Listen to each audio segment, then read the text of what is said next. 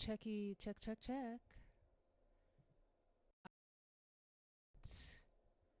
Everyone can see me. Um, the goal of this is to go live on both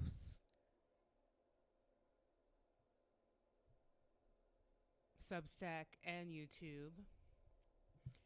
I can't say that I believe that is happening.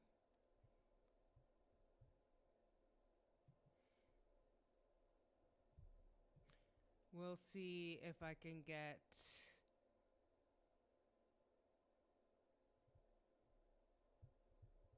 things going in a moment.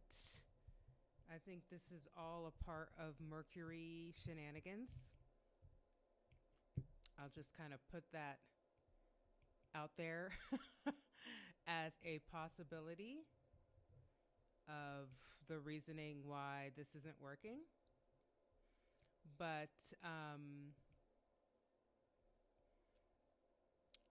just one moment. Let me see if I can get Substack going.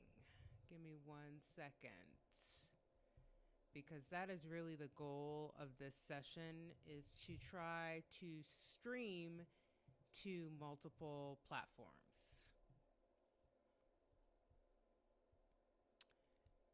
I am not sure that that is going. Okay. Fascinating. Hi. My name is Karine, as I like to say. And this is me going live on YouTube. I will repost this on my Substack. Yes, welcome to my Dharma cast. This is a Dharma talk. Dharma is based on the teachings of the Buddha. And we like to have these discussions when we are in community with one another. And so I am consciously creating a community around the teachings of Dharma and discussions regarding Black Buddhism, spirituality, all of the things. So that's why I'm so happy to be here with you. And I hope that this is a fruitful conversation. So let's get to it. There is an image that is circulating online at the moment. It's very triggering, in my opinion, especially for those of us who might be accustomed to being in spaces that can turn hostile very quickly. And that doesn't only extend to Black women, of course, but in this particular instance, this conversation is in regards to an experience that a Black woman is having. So I'm going to show the image that has gone viral, and then I'm also going to show another image that people are trying to compare to what occurred on July 4th in Washington, D.C. That's the nation's capital. So let's look. This is Rosa Parks. And this is what happened to a Black woman on the train, in Metro Washington, D.C. Yeah. Very jarring, in my opinion. And I wanted to address this because there's a lot going on with this conversation already. And I wanted to center it on refuge and safety and protection, because I think a lot of that is a part of this conversation. When you're looking at these two images, I think what you notice is there's a stark difference, in my opinion, because one image shows a woman at the front of a bus who did an intentional act of defiance that really solidified the civil rights movement. And I say solidifies because there were actually acts that occurred before Rosa Parks sat at the front of the bus, right? The second image is really a response to a woman who was just on the train going wherever she's going, then becoming surrounded and finding herself in a seemingly, in my opinion, hostile environment, right? So I think it's important to reframe this discussion, right? Because we're comparing these two images and they're not actually comparable. So before Rosa Parks sat on a bus in 1909, the National Association for Advancement of Colored People is founded. So NAACP is founded. In 1917, there is a silent parade that brings together almost 10,000 Black Americans to march silently in New York City against lynching and racial terror. In 1941, A. Philip Randolph threatened a march on Washington that leads FDR, Franklin D. Roosevelt, to issue Executive Order 8802, banning racial discrimination in the defense industry.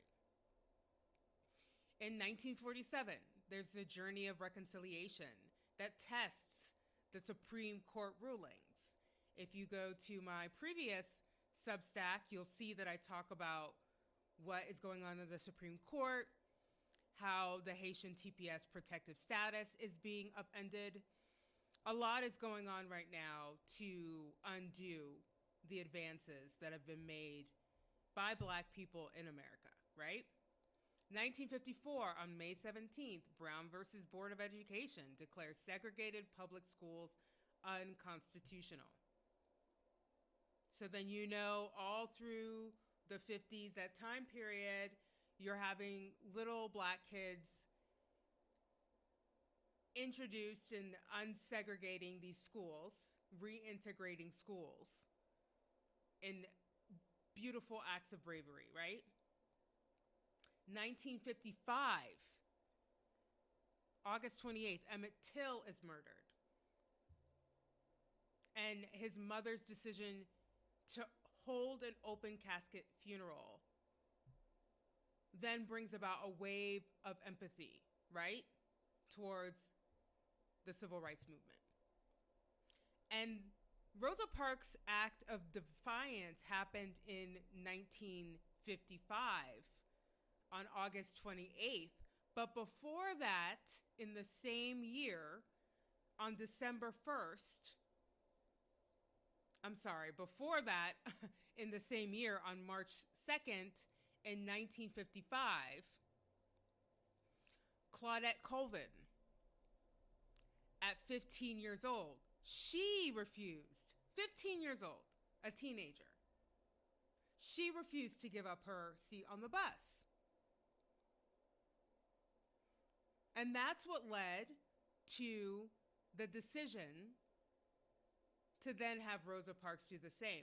Now, I too was, sort of taught incorrectly that Rosa Parks was like a solo actor in her decision to sit at the front of the bus. But in actuality, it's a whole movement. She had an entire community, a support system. That doesn't take away from her act. It was incredibly brave. And she was booked and went to jail. And she had an entire community around her. That is the stark difference between these two images. The second image, this one, is of a woman who is by herself on a train going wherever she's going. We don't really need to know where she's going. Surrounded by white supremacists. On July 4th, the 250th anniversary of America, on a public train in Metro Washington, D.C. There is no comparison between these two images. And so what I really wanted to talk about is, I feel like when I see an image like that, so triggered, because as a Black woman, I definitely have found myself in those sorts of environments that could quickly turn violent or hostile. And just trying to find a way to maintain some sort of inner peace so I could endure and get through being in that environment, right? So a lot of my questions have to do about, this public vulnerability that the woman in the photo is experiencing. I have definitely experienced that before.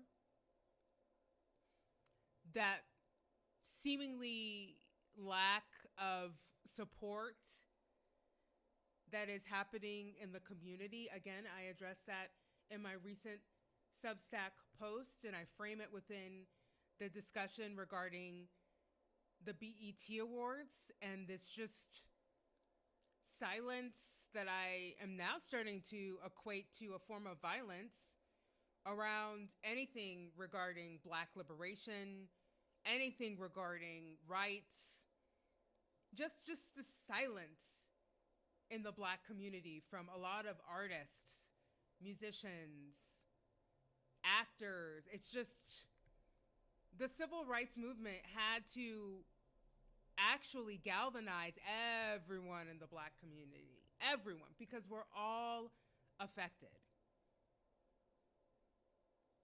Here is this woman who is just on the train going where she's going, and then all of a sudden surrounded by masked white men.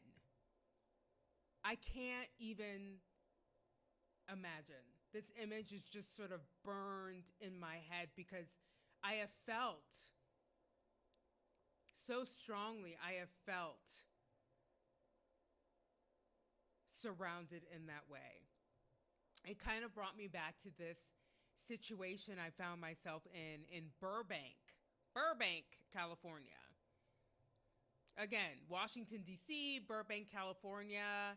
You would think safe environments, but I was going to Burbank on a semi-regular basis simply because I was looking for an affordable Thai massage experience. I was healing from having a hysterectomy. I didn't have much money, but I wanted to do something for myself because my body was really hurting me, specifically my lower back. So I found some place in Burbank that had a package deal where someone would walk on your back. Dream come true. I'm telling you, there is nothing like just having someone who knows the positioning of whatever's happening in your back and can just walk on it. It's amazing. And so I remember afterwards, one day, I went to the Sprouts Market, not too far from wherever this location was. Now, this is all connected to another recent story. I'll let you look it up. A woman in, of course, South Florida, because where else, a Black woman was confronted by a white man in a Walmart parking lot. Walmart parking lots are where nothing good happens and everything goes to die. And she, in this parking lot, was basically aggressively confronted for a parking space situation. I mean, really? And she kept telling this dude, hey, don't come at me, don't come at me. And she happened to have a gun and shot him, and he is no longer here. Now, the particulars of that instance are not a part of this conversation. I just saw that story in addition to this bus situation, and to me, there's a connection because there's this Burbank incident that happened to me where I was checking out of a Sprouts. Anyone who knows Sprouts knows that Sprouts is like, I would say a little bit of a step down from Whole Foods. It's the fancier supermarket amongst the supermarket options, right? And I'm in line, self checkout, just had a massage experience, kind of like, getting into a woo woo sort of a mood. And this white man is right behind me, and he's like on me. So if this is my space, he's literally where this cup is on me to pressure me to hurry in self checkout. Yes, there were other lanes open. 100% he had other options to go and check out, including assistance from someone else. But yeah, he was just right on me. And I just felt like his aggression, and I can't tell you how many times this has happened to me, especially in the LA area. At the supermarket, oddly enough, this is why I went back to the Walmart situation, because it's an odd place to be aggressive, but it's not so weird if you feel like you're entitled, right? That you're entitled to everything. That every space is your space. And so in that moment, of course, I moved slower because that is me. I will just, hey, I just had my woo-woo experience. You're not moving me out of this space. But of course, after the fact, I was just so disturbed, so agitated, because the aggression was real. That presence of that body coming closer to me on purpose to be intimidating. And no, in that moment, there was no protection for me. Yes, there were other people who were working at the Sprouts Market, but none of them stepped up to help me. In fact, I remember distinctly catching eyes with someone else who worked there, and she turned her head as if to say good luck.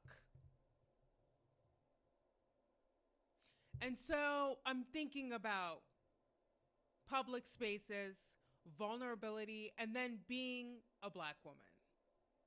But then also I'm thinking about how do we create these sorts of protections for ourselves? Because, the difference between Rosa Parks and this woman on the train is Rosa Parks, I mean, if anything had happened to her,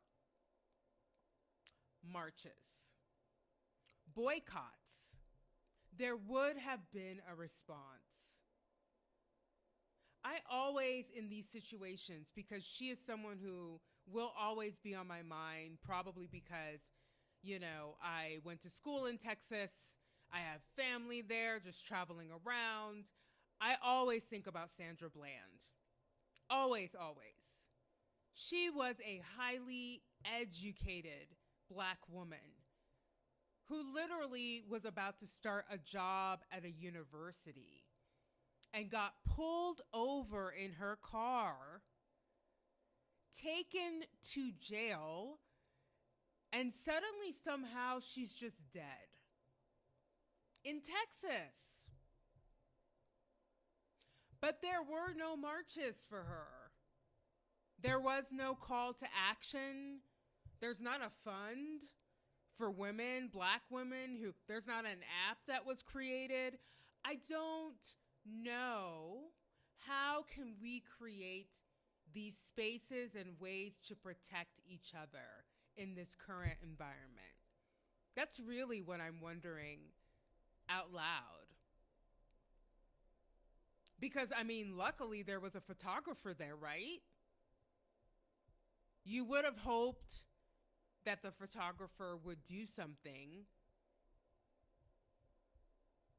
and you have no idea what would have happened in that public space.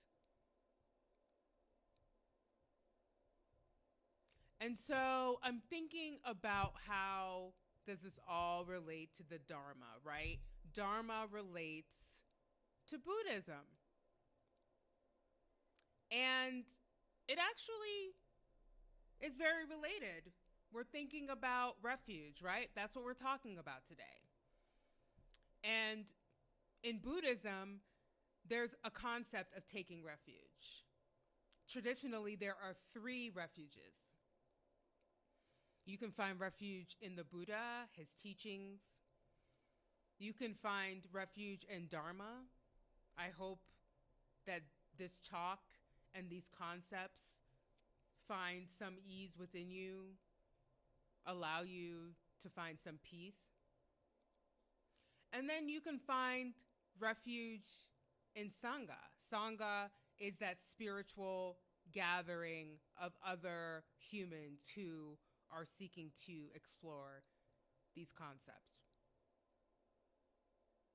And I think it's really important to remember when the Dalai Lama is asked about who's going to be the next Dalai Lama. He has said several times, the next Dalai Lama is the Sangha. It's the community. It's all of us in interdependence, coming together, showing up for each other, holding space for each other, and being a refuge for each other.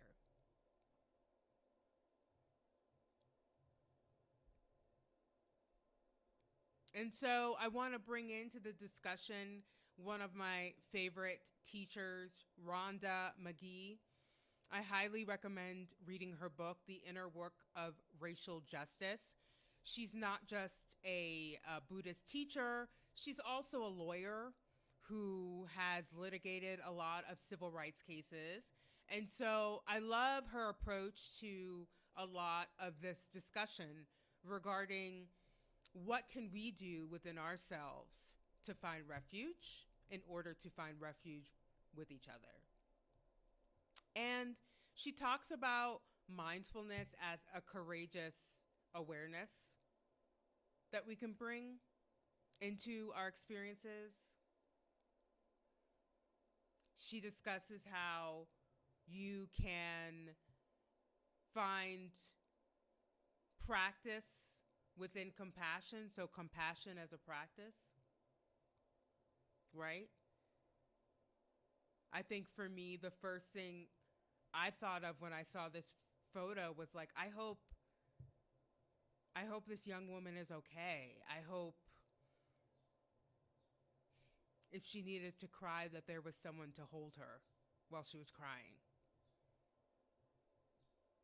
Because that was not a safe environment.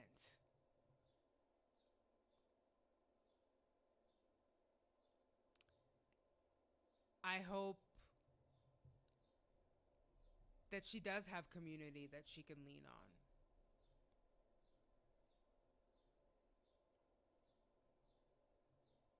And I think that I'm amazed at just within that photo. I mean, she had a lot more equanimity than I would have. A lot. Because I don't have patience for that kind of tomfoolery.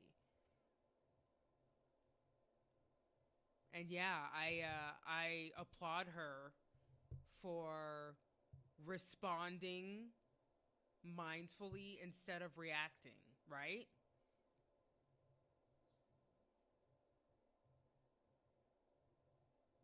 Just having compassion for yourself so that you can have compassion for others.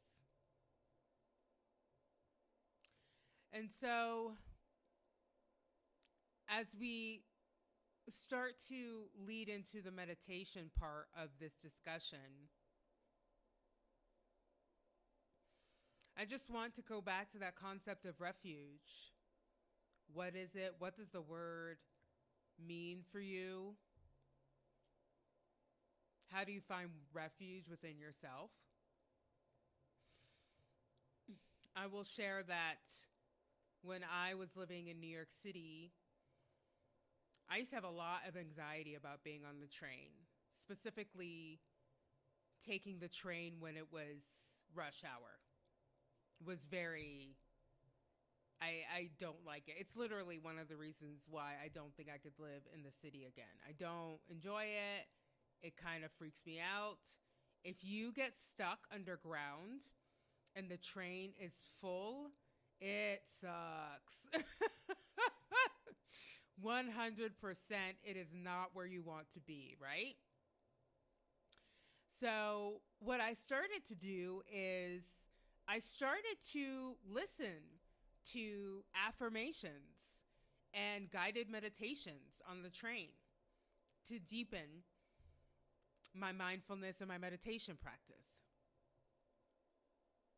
And it really did start to become this cool kind of ritual where I would find myself in these like packed and hot environments, like clutching on to the railing, trying to find stability.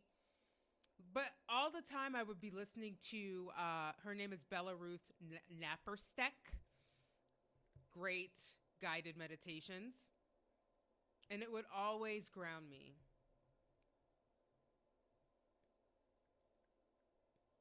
That would be my refuge within myself. For some people, it's music. For some people, it's reading, drawing. But how do you find and how do you activate and connect to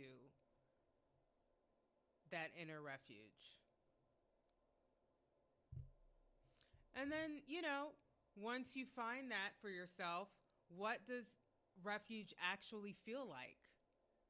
So that you know when you find it externally. When you're in those spaces where you're like, I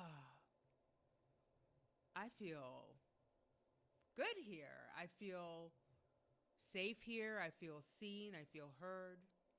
I can be myself.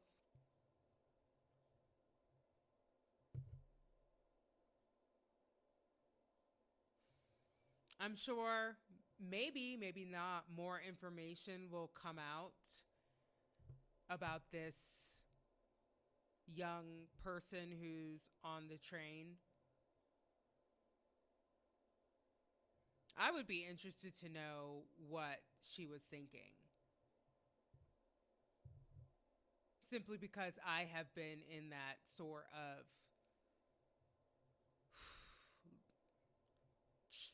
emotionally charged and seemingly hostile environment before.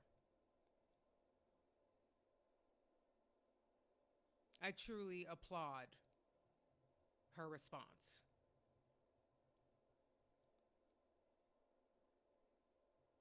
And so, as I start this meditation, since we are on Facebook, I can do a little bit of a sound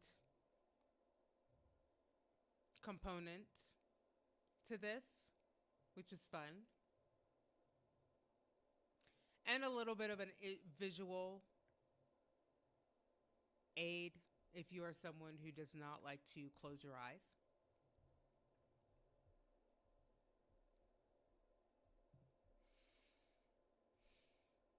We're going to release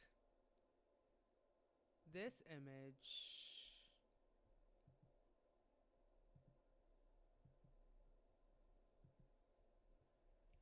and invite this one in.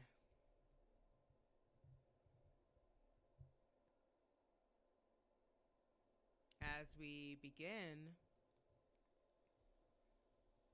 our meditation.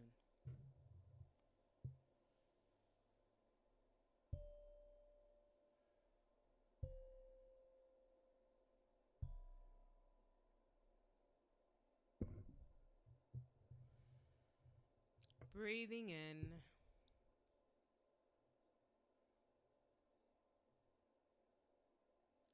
and breathing out.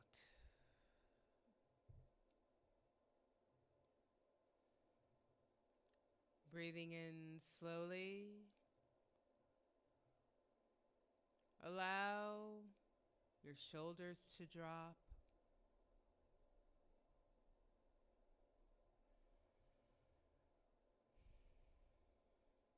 Breathing out,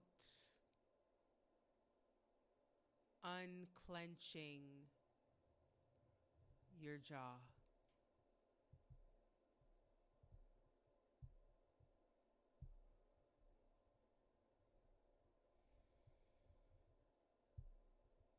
Taking another deep breath,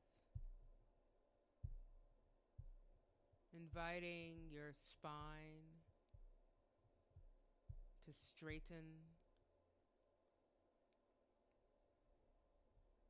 naturally.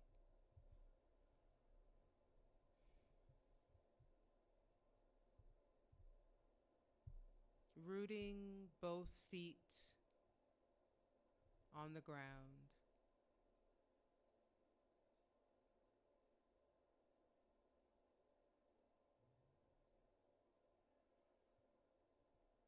Placing your hands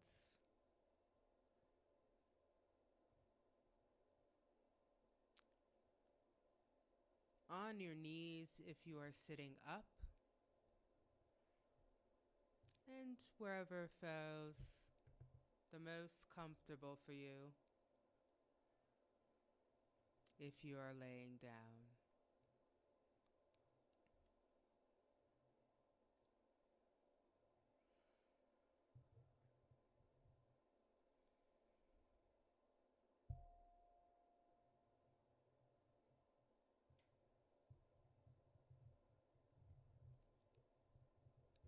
Continuing to breathe.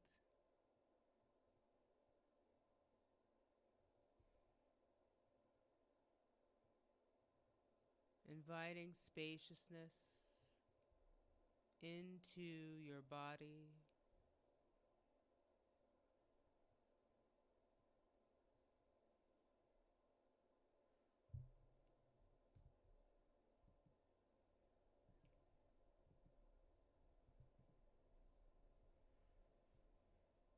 Releasing any tension.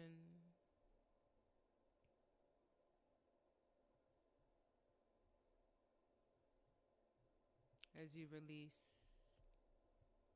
each breath.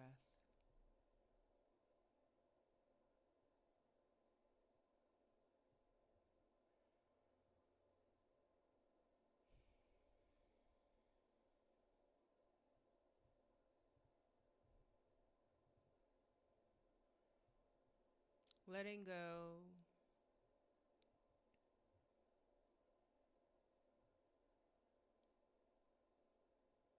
of any tension in your body.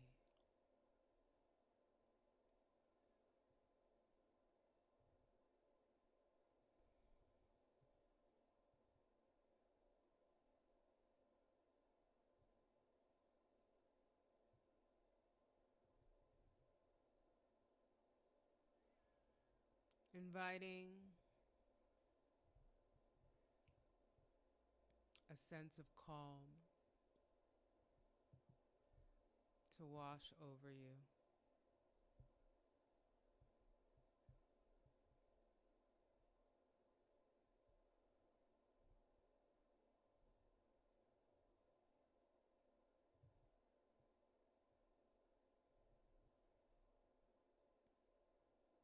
With each passing breath,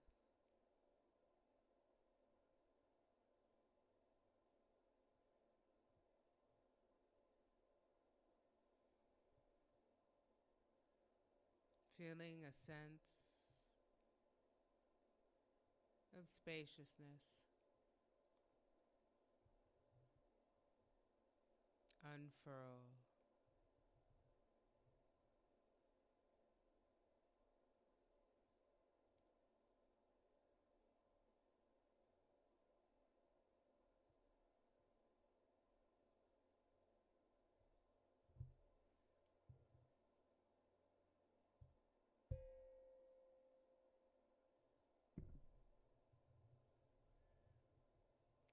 Continuing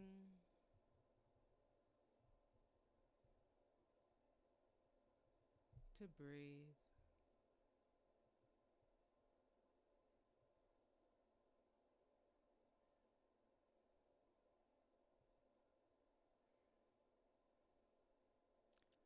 Allowing thoughts that may enter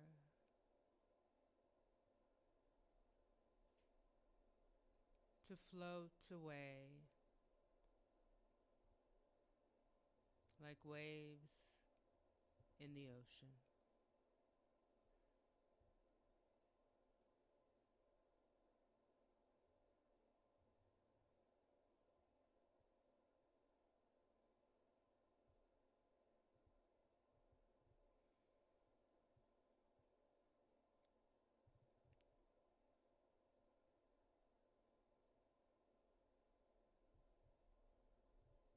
With each passing breath,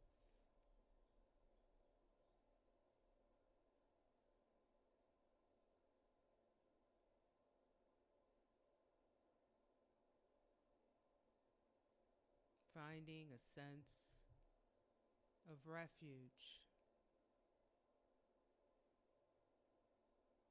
within your body.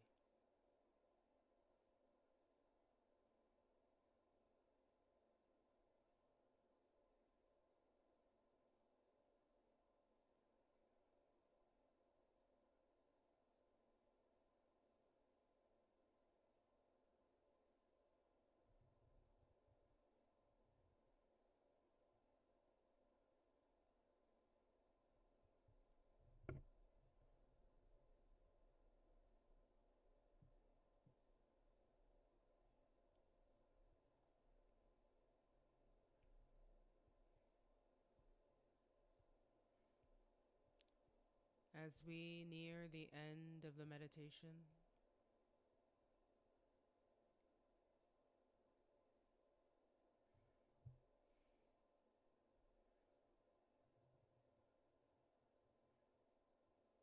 inviting the closing reflection.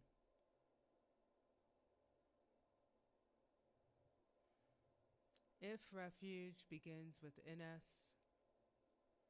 how can it extend beyond us?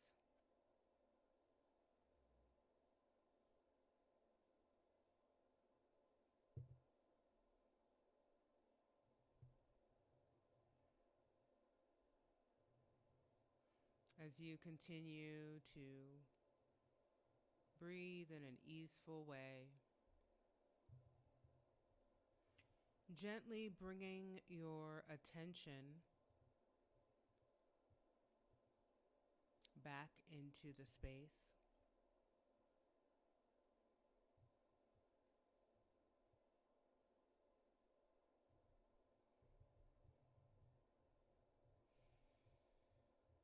Continuing to breathe with ease, knowing that you can find your inner refuge at any time because it's always available to you.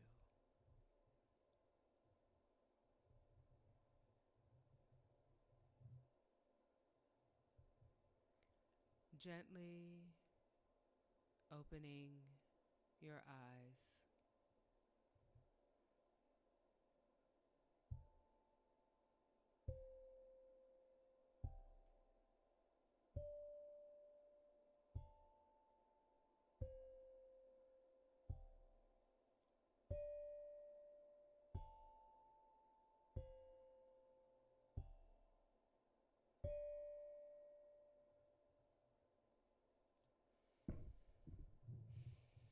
I hope that brought you even just a little bit of peace this evening.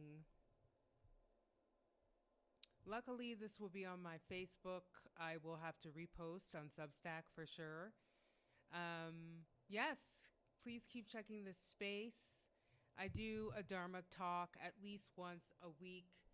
I will continue to work to find a way to connect Substack and YouTube. So I just do one live stream. That's the goal. But I hope that you are able to find some peace within your mind, body, and soul this next week. Thank you so much for joining me.